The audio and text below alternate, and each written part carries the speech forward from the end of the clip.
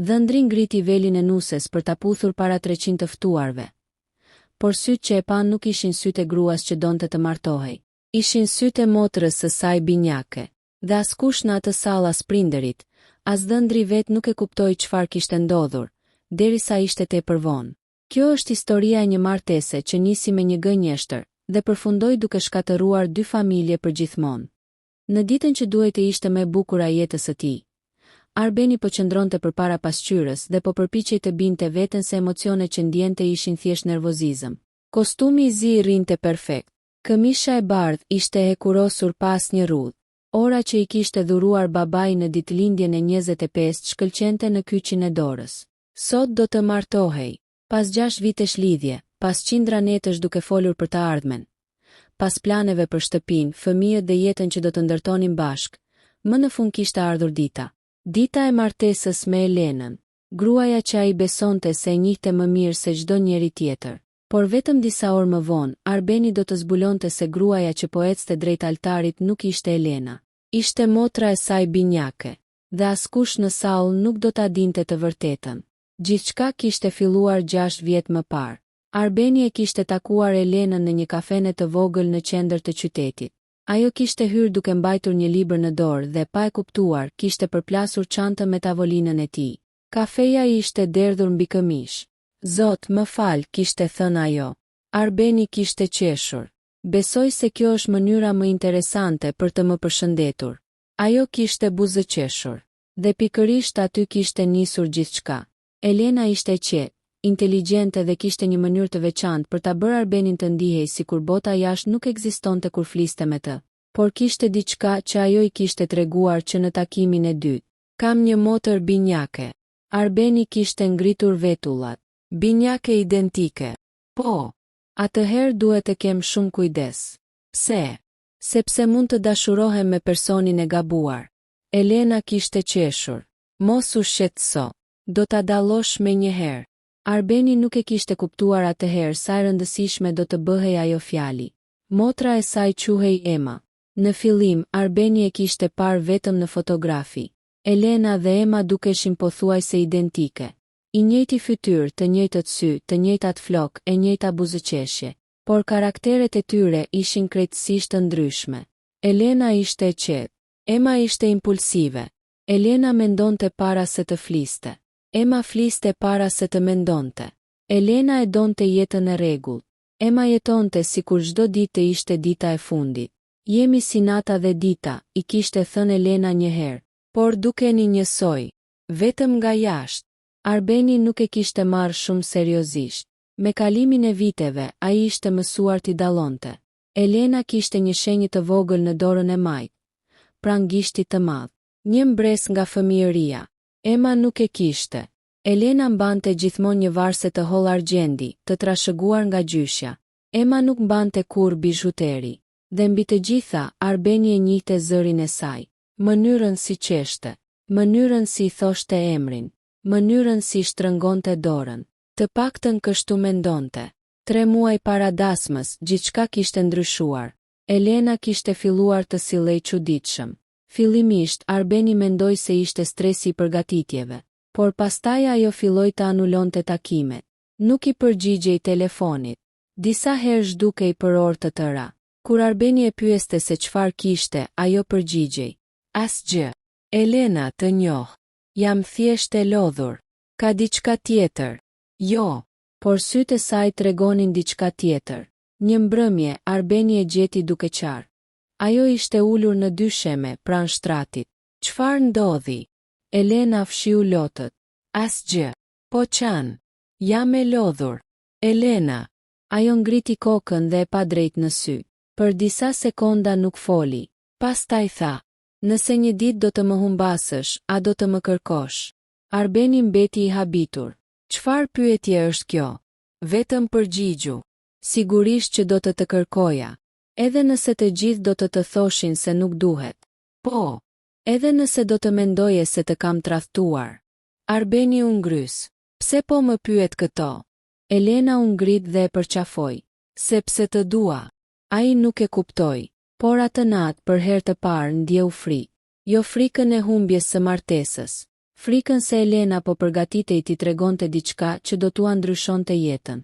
2 javë më vonë, Ema u shfaq në shtëpinë e Arbenit. Ishte hera e parë që vinte vetëm. Arbeni po punonte në laptop kur dëgjoi trokitjen. Hapi derën. Përballë tij ishte Elena, ose të paktën kështu mendoi. Elena. Ajo buzëqeshi. Po. Arbeni e përqafoi, por pas pak sekondash diçka nuk i dukej normale. Je mirë. Po. Je e çuditshme. Jam thjesht e lodhur. Ai e pa me kujdes. Pastaj i kapi dorën. Ku është shenja? Ajo ngriti vetullat. Çfarë shenje? Në atë moment Arbeni u step. Te dora. Ajo uli sy. Ah po. Por nuk e kishte. Arbeni e kuptoi. Nuk ishte Elena. Ishte Ema. Ai u tërhoq. Ti je Ema. Ajo heshti. Pastaj buzëqeshi. Si më zbulove. Sepse Elena ka një shenjë në dorë. Ema pa dorën e saj. Harrova. Çfarë do këtu? Ema u fut brenda pa e ftuar. Duhet të flasim. Për çfarë? Për Elenën. Arbeni u bë serioz. Çfarë ka ndodhur? Ema nuk u përgjigj menjëherë. U ul në divan. Arben, a e do vërtet motrën time? Pyetja e habiti. Çfarë do të thuash? Thjesht përgjigju. Po. Sa shumë? Çfarë po ndodh? Ema e pa në sy. Atëherë mos e lër vetëm. Ku është Elena? Ema u ngrit. Do ta shohësh. Dhe u largua. Arbeni mbeti i hutuar. Një javë para dasmës, Elena u zhduk. Jo për gjithmonë. Vetëm për 2 ditë. Telefonin e kishte të fikur. Familja thoshte se ishte te një shoqe. Por Arbeni nuk e besonte. Kur ajo u kthye duke e raskapitur. Ai e priti në shtëpi. Ku ishe? Duhej të largohesha pak. Pa më thënë. Më fal. Elena, çfarë po ndodh? Ajo e pa. Martesa jon duhet të bëhet. Sigurisht. Çfarë do që të ndodh? Arbeni u afrua. Çfarë do të thot kjo? Elena i vendosi duart mbi fytyrë. Premto se do të më besosh. Po. Edhe nëse diçka nuk ka kuptim. Elena. Premto. Ta premtoj. Ajo e puthi. Por kur u largua, Arbeni pa lotët në sytë e saj. Dita e dasmës erdhi. Salla ishte zbukuruar me lule të bardha. Familjarët qeshnin. Muzika luante. Fotografët vraponin nga njëri cep në tjetrin. Arbeni ishte në dhomën e dhëndrit me miqtë e tij. Të gjithë po bënin shaka, por ai vetëm shikonte telefonin. Asnjë mesazh nga Elena, asnjë telefonat. Po nervozohesh, e pyeti shoku i tij, Dritani. Pak. Është normale. Arbeni buzëqeshi. Po. Por diçka brenda tij nuk ishte normale. Në orën 5 muzika ndryshoi. Të gjithë u ngritën. Dyert e sallës u hapën. Dhëndri ktheu kokën. Dhe ajo hyri. Fustani i bardhë. Velloja. Lule në duar. Fytyra e Elenës. Arbeni buzëqeshi. Por pas vetëm 3 hapash, buzëqeshja ju zhduk. Diçka nuk shkonte. Ajo ecte ndryshe. Mbante kokën ndryshe. Dhe mbi të gjitha, nuk po e shikonte atë. Arbeni u përpoq ta binte veten se ishte vetëm emocion. Ndoshta stresi. Ndoshta imagjinata. Ajo ju afrua. Arben. Zëri ishte pothuajse i njëjtë, por jo plotësisht. Ai ndjeu një ftohtësi në stomak. Elena. Ajo buzëqeshi. Po. Pastaj prifti filloi ceremoninë. Pyetjet kalonin. Të gjithë shikonin çiftin. Por Arbeni nuk dëgjonte më asgjë. Ai shikonte dorën e saj. Dora e majt ishte mbuluar nga një doreze holl. Ai e dinte pse. Shenja. Elena. Ajo e pa. Po. Hiqe dorezën. Ajo ngriu. Çfarë? Hiqe. Në sallë ra një heshtje e çuditshme. Ajo buzëqeshi me forcë. Pse? Sepse dua të shoh dorën tënde. Ajo nuk lëvizi. Arbeni e kapi dorën. Dhe ja hoqi dorezën. Asnjë shenjë. Asnjë mbres. Asgjë. Arbeni u zbe. Ai e pa drejt në sy. Ti nuk je Elena. Gruaja përballë tij nuk foli. Dikush në sallë qeshi nervozisht, duke menduar se ishte ndonjë shaka. Por Arbeni nuk qeshte. Ti je Ema. Ajo mbylli syt. Dhe për herë të parë buzëqeshja ju zhduk. Po. Një britmë u dëgjua nga rreshtat e pasmë. Nëna e Elenës u ngrit në këmbë. Çfarë the? Arbeni u kthye drejt saj. Është Ema, por askush nuk e kuptonte. Babai i binjakeve u afrua. Ema, ajo uli kokën. Po. Salla shpërtheu në zëra. Njerëzit flisnin. Dikush nxori telefonin. Fotografi ndaloi së fotografuari. Prifti u tërhoq një hap pas. Por Arbeni nuk dëgjonte asgjë. Ai vetëm pyeti. Ku është Elena? Ema nuk përgjigjej. Ku është ajo? Ajo ngriti sy dhe tha fjalë që do ta shkatëronin atë ditë. Elena më kërkoi të vija. Çfarë? Tha se ti duhej të martoheshe sot. Arbeni u step. Ti po gënjen. Jo. Ku është ajo? Ema filloi të qante. Arben, ajo nuk mund të vinte. Ku është? Ka ikur. Ku? Unë nuk e di. Arbeni e kapi krahun e saj. Ti e di. Ema e pa me lot. Dhe ka diçka tjetër që duhet të dish. Çfarë? Ajo heshti për disa sekonda. Pastaj tha. Elena nuk është larguar nga ti për shkak të një tjetër burri. Arbeni mbeti pa fjalë. Atëherë pse? Ema uli kokën. Sepse ajo kishte frikë se ti do të vdisje. Arbeni u ngrir. Çfarë? Dhe pikërisht në atë moment telefoni i tij ra. Një numër i panjohur. Ai u përgjigj.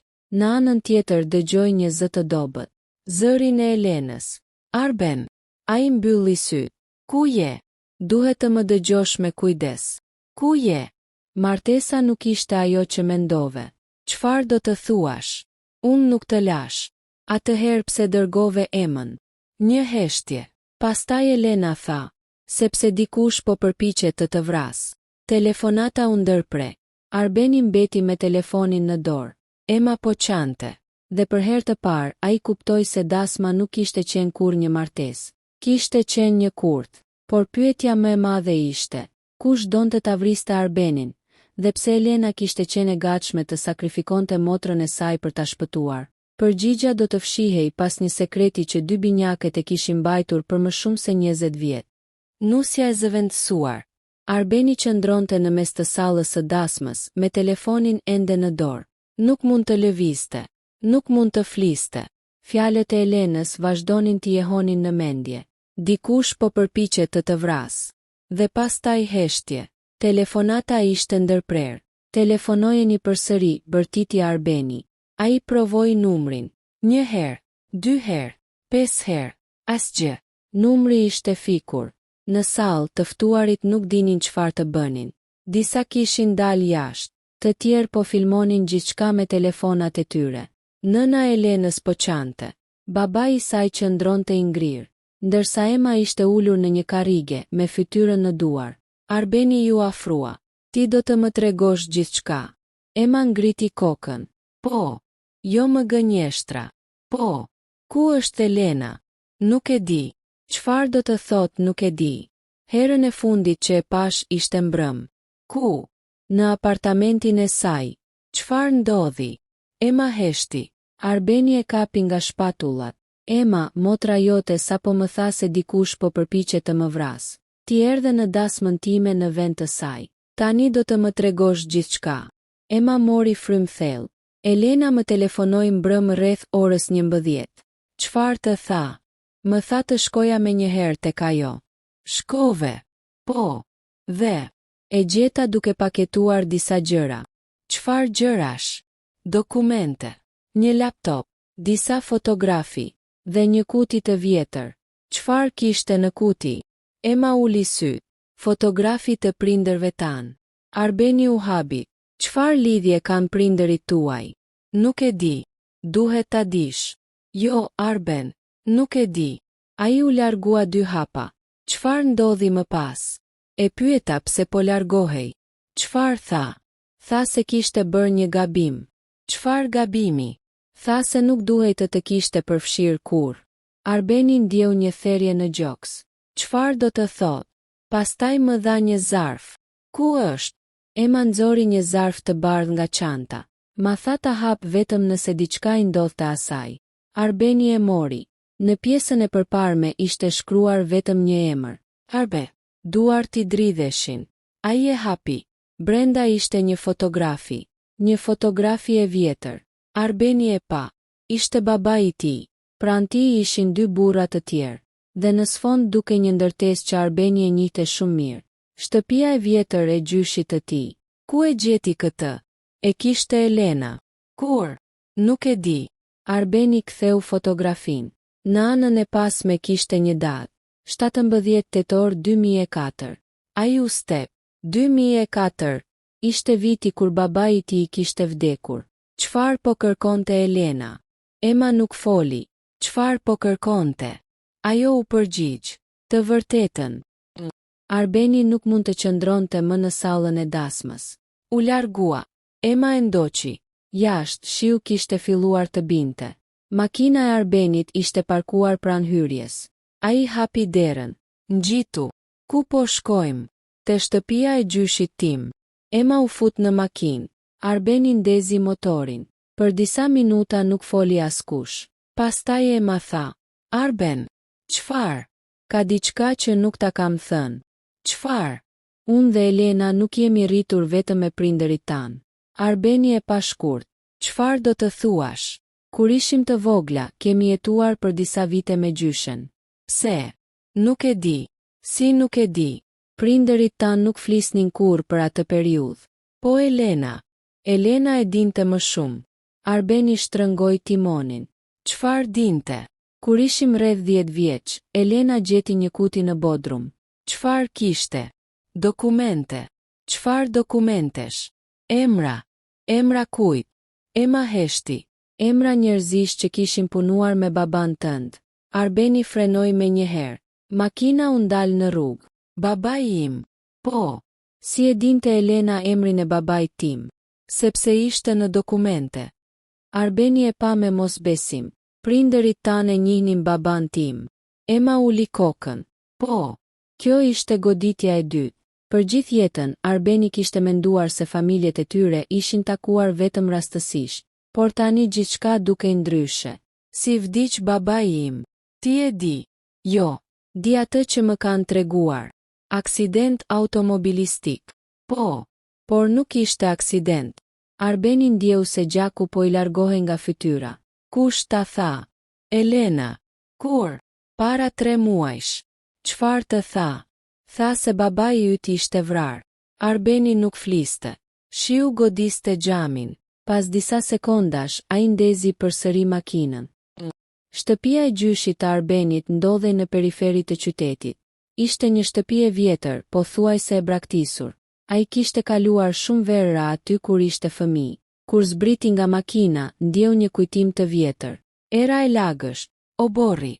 Pema e madhe pranë murit. Ai hapi derën. Brenda ishte gjithçka siç e kishte lënë. Mobiljet e vjetra, fotografitë, ora në mur, dhe biblioteka e gjyshit. Ku është bodrumi? Pyeti Emma. Atje. Ata zbritën. Arbeni ndezi dritën. Pluhuri ishte kudo. Çfarë kërkojmë? Kutin. Çfarë kutie? E njëjta që kishte Elena. Arbeni filloi të kërkonte. Pas rreth 10 minutash Emma bërtiti. Arben. Ai u kthye. Ajo po qëndronte pranë një dollapi. Në dorë mbante një kuti metalike. Kutia ishte ndryshkur. Arbeni ju afrua. Është kjo? Emma tundi kokën. Po. Si e di? Sepse Elena më dërgoi një fotografi të saj. Arbeni e mori. Kutia ishte mbyllur me një brav. Çelësi. Emma nxori diçka nga xhepi. Një çelës I vogël. Elena ma dha. Çelësi hyri në brav. Klik. Kutia u hap. Brenda kishte disa letra, një sebë, një orë të vjetër dhe një zarf. Arbeni mori zarfin. Në të ishte shkruar. Për djalin e Ilirit. Arbeni u shtang. Iliri ishte emri I babait të tij. Ai e hapi. Letra ishte e shkruar me dorë. Por sa po lexoi rreshtat e parë, fytyra ju ndryshua. Çfarë shkruan? Pyeti Emma. Arbeni nuk përgjigjej. Arben. Ai I dha letrën. Emma filloi të lexonte. Pas pak, syt ju mbushën me lot. Letra thoshte se Iliri kishte zbuluar një skem financiare që përfshinte disa njerëz me pushtet dhe kompani të regjistruara jashtë vendit. Por pjesa më e tmerrshme ishte në fund. Nëse më ndodh diçka, mos I beso askujt. As atyre që pretendojnë se janë miqtë e tu. Arbeni u ul. Babai I me dinte. Po. Por pse Elena? Ema nuk përgjigjej. Arbeni pa u zbën. Çfarë ka këtu? Elena më tha të mos e hapja. Por tani duhet. Ai e mori. Laptopi I vjetër I gjyshit u ndez pas disa përpjekjesh. U zbja u shfaq. Kishte vetëm një dosje. Emri. 17/10/2004. Arbeni e hapi. Brenda kishte 10 dokumente. Fatura. Kontrata. Fotografi. Regjistrime. Dhe një video. Ai klikoi. Ekrani u mbush me pamjen e një dhome të errët. Një burr ishte ulur përballë kamerës. Arbeni e njohu menjëherë. Baba I tij. Iliri. Videoja dukej se ishte regjistruar fshehurazi. Ky regjistrim është për djalin tim, tha Iliri. Arbeni ngriti kokën. Çfarë? Zëri vazhdoi. Nëse po e sheh këtë, do të thotë se unë nuk jam më gjallë. Ema mbuloi gojen. Arben. Si hëhtër. Iliri vazhdoi. Kam zbuluar se njerëzit që po më ndjekin nuk duan vetëm parat. Ata duan të zhdukin çdo njeri që di të vërtetën. Pastaj ai përmendi disa emra. Arbeni I dëgjonte me vëmendje. Njëri prej tyre ishte I njohur. Shumë I njohur. Ishte emri një biznesmeni që sot ishte një nga njerëzit më të fuqishëm në vend. Por kishte edhe një emër tjetër. Një emër që Arbeni nuk e kishte dëgjuar kurrë. Kujtim Dervishi. Iliri vazhdoi. Kujtimi nuk është armiku I vetëm. Videoja u ndërpre. Ekrani u bë I zi. Jo, tha Arbeni. Ai e riktheu. Përsëri. Por videoja nuk vazhdonte. Vetëm një skedar tjetër mbeti. Një fotografi. Arbeni e hapi. Dhe zemra I ndaloi për një çast. Në fotografi ishin 4 persona. Baba I tij. Nëna e Elenës. Një burr tjetër. Një vajzë e vogël. Njëra prej binjakeve. Por fotografia ishte bërë para se ato të lindnin. Arbeni u ngrit. Kjo është e pamundur. Ema pa fotografin. Pastaj filloi të dridhej. Jo. Çfarë? Arben. Çfarë? Vajza në fotografi. Ema nuk mund ta thoshte. Arbeni e pa. Fol. Ajo mori frymthell. Ne nuk jemi binjake. Arbeni mbeti I ngrirë. Çfarë? Ema filloi të qante. Unë dhe Elena kemi të njëjtën fytyrë. Por nuk kemi të njëjtin baba. Arbeni nuk po kuptonte. Çfarë po thua? Babai që kemi njohur nuk ishte babai biologjik I njërës prej nesh. Elena. Ema tundi kokën. Jo. Atëherë kush? Ema e pa drejt në sy. Dhe tha. Babai yt. Në atë moment telefoni I Arbenit ra. Numër I pa njohur. Ai u përgjigj. Nuk foli. Një zë I burrit erdhi nga ana tjetër. Ke gjetur kutin? Arbeni u ngrir. Kush je? Burri qeshi. Pyet motrën e nuses tënde. Çfarë do? Jo çfarë dua unë. Atëherë. Çfarë do Elena? Arbeni shtrëngoi telefonin. Ku është ajo? Zëri u bë serioz. Nëse do ta shohësh përsëri, duhet të më sjellësh USB-n. Ku? Tek vendi ku babai yt vdiq. Telefonata u ndërpre. Ema e pa. Arben. Po. Ne nuk mund të shkojmë. Pse? Sepse Elena më tha një gjë tjetër. Çfarë? Ema uli zërin. Ajo tha se nëse dikush të kërkon të shkosh atje. Po.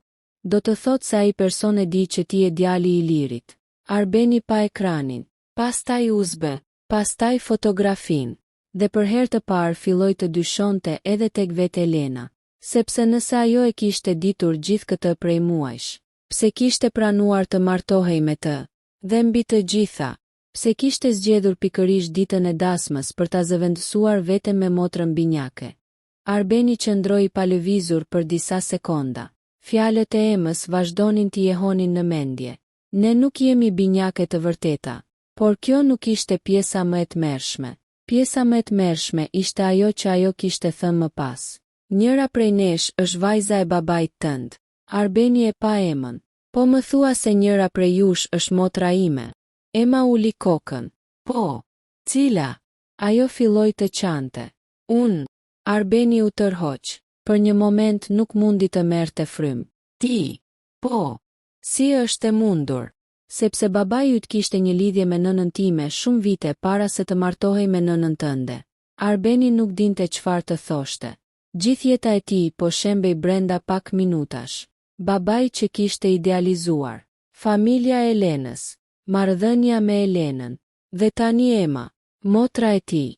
Ema nxori një tjetër letër nga kutia. Babai yt e kishte shkruar këtë për mua. Arbeni e mori. Letra ishte e shkurtër. Nëse një ditë vajza ime e gjen këtë letër, dua që ajo ta di se nuk e braktisa sepse nuk e doja. U largova sepse njerëzit që më kërcënonin do ta përdornin atë kundër meje. Arbeni mbylli sy. Tani e kuptonte. Babai i tij nuk ishte larguar nga Ema. Ai ishte përpjekur ta mbronte, por dikush tjetër kishte fshehur të vërtetën, dhe Elena e kishte zbuluar. Papritur, telefoni ra përsëri. Këtë herë ishte një mesazh, një fotografi. Elena, e ulur në një dhomë të errët. Duart i kishte të lidhura. Poshtë fotografisë shkruhej: Usbja. Tani. Arbeni u ngrit. Duhet të shkoj. Ema e kapi nga krahu. Është kurth. E di. Do të vrasin. Ndoshta. Arben, jo. Ai e pa. Është motra jote. Dhe ti e vëllai im. Të dy heshtën. Ishte hera e parë që e thoshim me zë të lartë. Vëlla. Motra. Por nuk kishte kohë për emocione. Arbeni mori usbën. Do të shkojmë bashk. Vendi ku kishte vdekur Iliri ishte një rrugë e vjetër jashtë qytetit. Një kthesë e rrezikshme pranë një ure. Arbeni e mbante mend nga fëmijëria. Aty i kishin thënë se babai kishte humbur kontrollin e makinës. Por tani e dinte të vërtetën. Nuk kishte qenë aksident. Kur mbërritën, një makinë e zezë ishte parkuar pranë urës. Një burr doli prej saj. Arbeni e njohu. Ishte biznesmeni që kishte parë në dokumentet e babait. Kujtim Dervishi. Ku është Elena? Pyeti Arbeni. Kujtimi Buzqeshi. Ke sytë e babait tënd. Ku është ajo? Gjithmonë i njëjti temperament. Lëre të lirë. Usbja. Arbeni e ngriti. E kam. Kujtimi bëri një shenjë. Dy burra nxorën Elenën nga makina. Ajo ishte e lodhur, por gjallë. Arben. Ai bëri një hap përpara. Mos lëviz. Arbeni ndaloi. Kujtimi zgjati dorën. Usbën. Arbeni e pa Elenën. Ajo tundi kokën. Jo. Arbeni e kuptoi. Usbja ishte vetëm një pjesë e planit. Ai e hodhi në tokë. Kujtimi u përkul për ta marrë. Në atë moment, Ema nxori telefonin. Regjistrimi ka filluar, tha ajo. Kujtimi ngriti kokën. Çfarë? Gjithçka që the është regjistruar. Ai u tërbua, por ishte tepër vonë. Policia ishte duke ardhur. Arbeni kishte kontaktuar autoritetet para se të nisej. Kujtimi tentoi të largohej, por dy makina policie mbërritën në vendngjarje. Brenda pak minutash gjithçka përfundoi. Kujtimi dhe njerëzit e tij u arrestuan.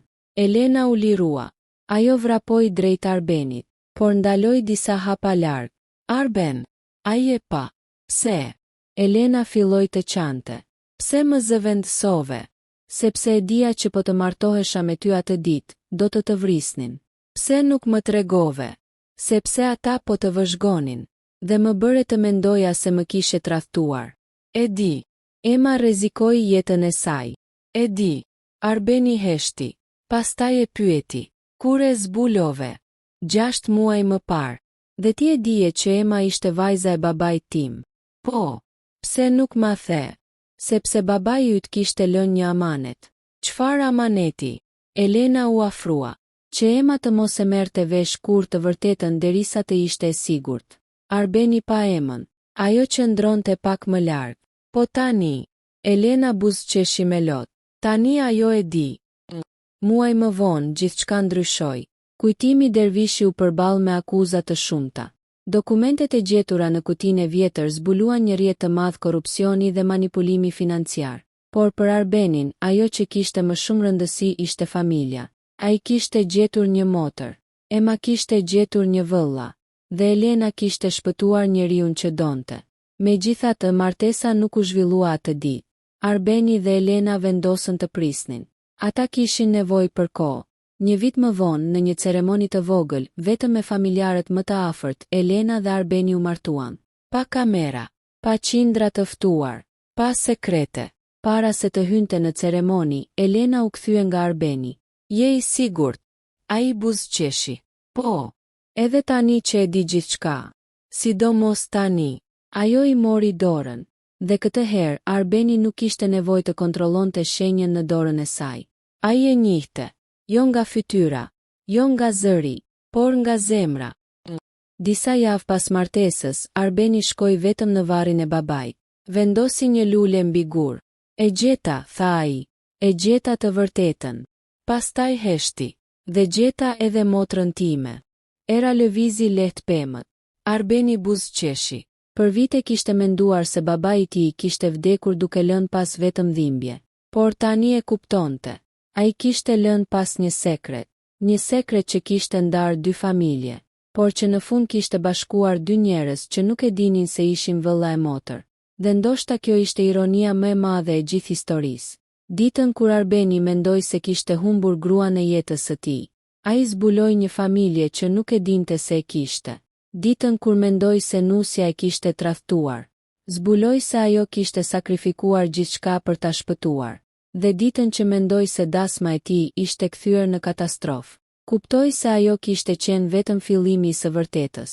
Sepse ndonjëherë njeriu që të gënjen, nuk e bën gjithmonë për të dëmtuar. Ndonjëherë të fsheh të vërtetën sepse beson se po të mbron. Por sekreti sado I madh të jetë një ditë del në dritë. Dhe kur del, mund të shkatërrojë gjithçka. Ose, si në rastin e Arbenit, mund të tregoj se familja jote ka qenë shumë më e madhe nga sa kishe imagjinuar.